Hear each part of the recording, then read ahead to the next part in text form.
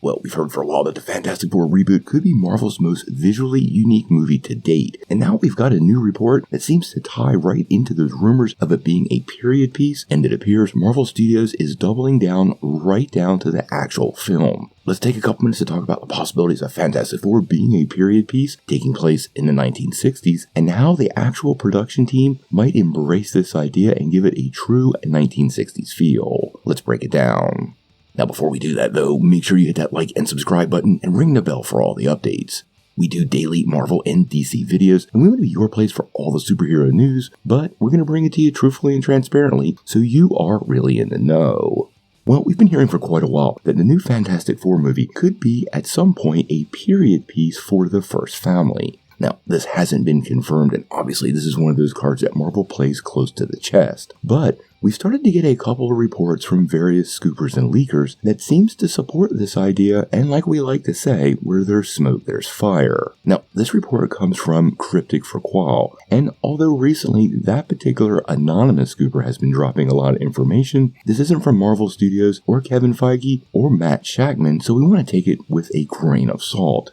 Now, various rumors and leaks have pointed to the idea that the upcoming Fantastic Four movie could indeed, at least partially, take place in the 1960s, meaning the new MCU version of the characters could indeed take place in the same period as their comic book adventures. Now, whether they'll hail from a different Earth or the MCU's Earth 616 still remains to be seen, but it is a pretty unique approach and would bring the characters to life in a way that really was true to their comics, but still be set in the present day. Marvel's also had a lot of luck with Man Out of Time, and in this case it would be a team out of time, creating somewhat of that same energy that we got from Captain America, but with 4 new and very unique characters. Now, interestingly enough, what we're hearing is Marvel is about to double down on this, because what the leak seems to report is that the Fantastic Four will be shot in 18 frames per second and interlopes to 24 frames per second. Now, Super 8 film was created in 1965, and that appears what Marvel will be shooting this in, suggesting that there is a plan to imitate the format so the reboot has a very unique look, making it appear it was actually shot in the 1960s.